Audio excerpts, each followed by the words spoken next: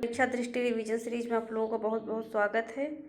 और हम देखेंगे इतिहास से महत्वपूर्ण टॉपिक जिससे कि परीक्षाओं में प्रश्न बन जाते हैं। तो चलिए शुरू करते हैं।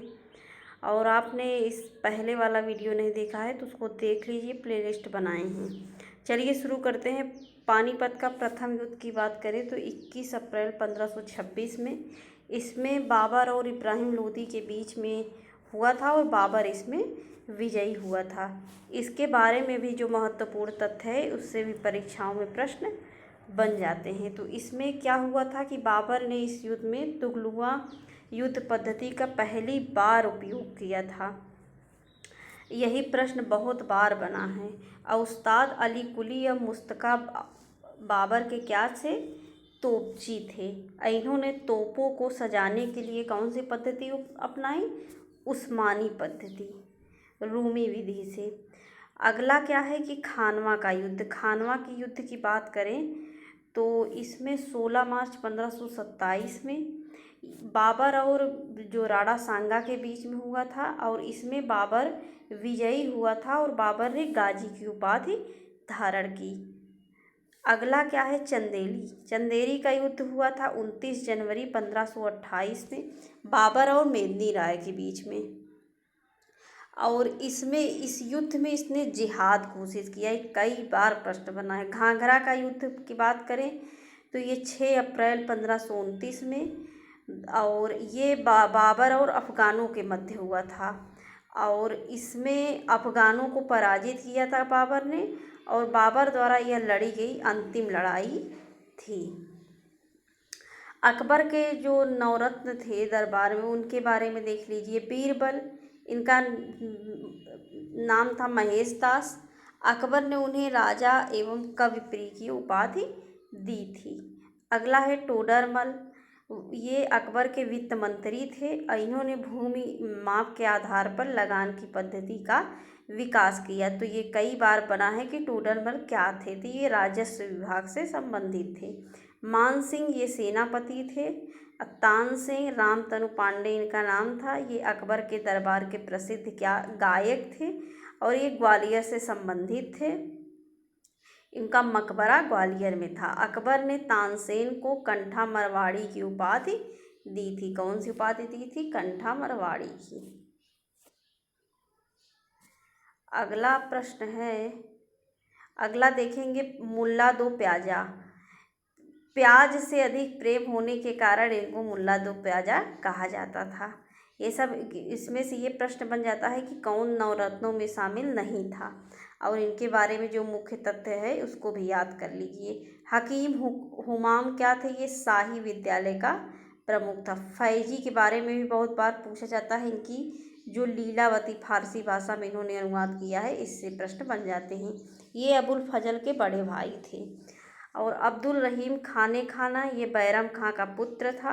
अबुल फजल इनकी अकबरनामा जो फारसी भाषा में और आईने अकबरी कई बार प्रश्न बना है कि अकबरनामा के लेखक कौन हैं। और अकबर के शासनकाल का सरकारी गजट माना जाता है या अकबर के शासनकाल का सरकारी गजट अकबरनामा और आईने अकबरी माना जाता है। 1602 ईस्वी में सलीम के इशारे पर ओरछा के राजा वीर सिंह बुंदेला ने अबुल फजल की हत्या की थी।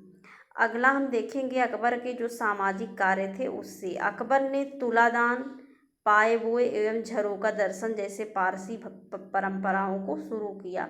बहाउद्दीन ने फतेहपुर सीकरी का खाका तैयार किया था और अकबर ने सती प्रथा को रोकने का प्रयास किया। विधवा विवाह को कानूनी मान्यता दी, शराब बिक्री पर रोक लगाई और लड़के और लड़कियों की विवाह की उम्र 16 एवं 14 वर्ष निर्धारित किया।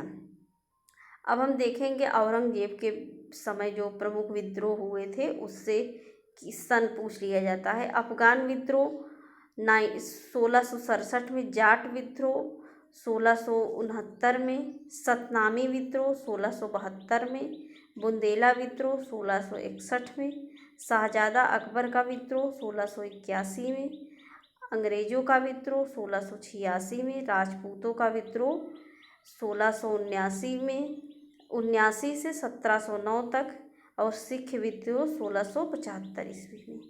अब हम देखेंगे भूमि के प्रकार पोलज क्या थी? वह भूमि जिस पर हर वर्ष खेती होती थी। परती क्या होता था? उर्वरता प्राप्त करने के लिए 1-2 वर्ष बिना बोए छोड़ दिया जाता था। आज भी इसको कहते हैं। चाचर क्या होता था? 3-4 वर्ष तक बिना बोए जो छोड़ दिया जाता था उसे चाचर कहा जाता था। बंजर यह खेती योग्य भूमि नहीं थी।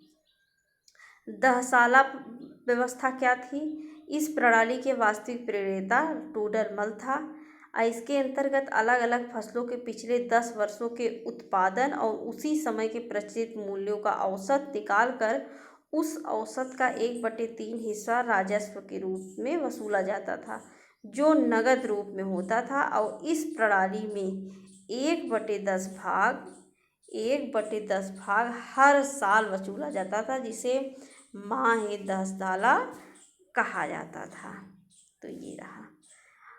अगला क्या है? अकबर के जो महत्वपूर्ण कार्य थे, तो इससे सन और या तो क्रम लगाने के लिए प्रश्न बन जाते हैं। तो दास प्रथा कब अंत हुआ? 1562 में। अकबर के हरम दल से मुक्ति कब मिली? सेम सन है। और जजिया कर समाप्त 1563। मोस्ट इम्पॉर्टेंट है शुरू के जो हैं। जजिया कर तीर्थ यात्रा कर समाप्त हुआ 1563 में और जजिया कर समाप्त हुआ 1564 में। फतेहपुर सीकरी की स्थापना एवं राजधानी का आगरा से फतेहपुर सीकरी स्थानांतरण कब हुआ? 1571 में। इबादत खाने की स्थापना हुई 1575 में। इबादत खाना में सभी धर्मों के लोगों के प्रवेश की अनुमति मिली 1578 में। और मजहर की घोषणा हुई 1579 में। दीन इलाही की स्थापना हुई 1582। मोस्ट इम्पॉर्टेंट इलाही संवत 1583 में। राजधानी लाहौर स्थानांतरित हुई 1585 में। अब हम देखेंगे जो अष्टप्रधान थे उनके बारे में। मराठा साम्राज्य में पेशवा क्या होता था? राज्य का प्रशासन एवं अर्थव्यवस्था की देखरेख। स्तरीय नौबत ये सैन्य प्रधान था। अमात्य आय व्यय का लेखा जोखा। वाक्यान्वीस मोस्ट इम्पॉर्टेंट सूचना गुप्तचर एवं संघीय विग्रह के विभागों का अध्यक्ष। चिटनिस ये क्या होता था? राजकीय पत्रों को पढ़कर उसकी भाषा शैली को देखना। सुमंत ये विदेश मंत्री थे। अब पंडित राव धार्मिक कार्यों के लिए तिथि का निर्धारण करते थे। न्यायाधीश न्याय विभाग का प्रधान होता था।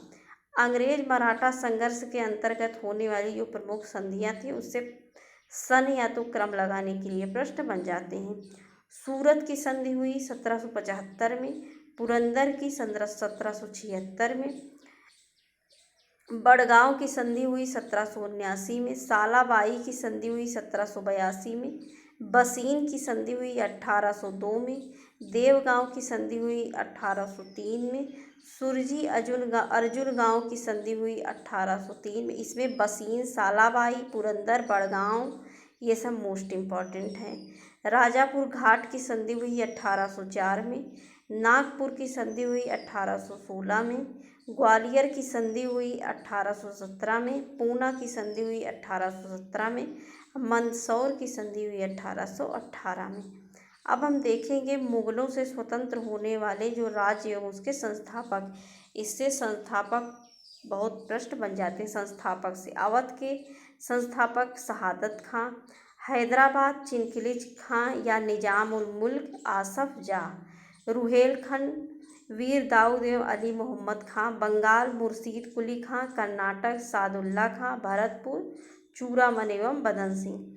और मुगल सम्राट मोहम्मद शाह ने शहादत खां को बुरहानुल मुल्क की उपाधि दी। किसने दी? मोहम्मद शाह ने।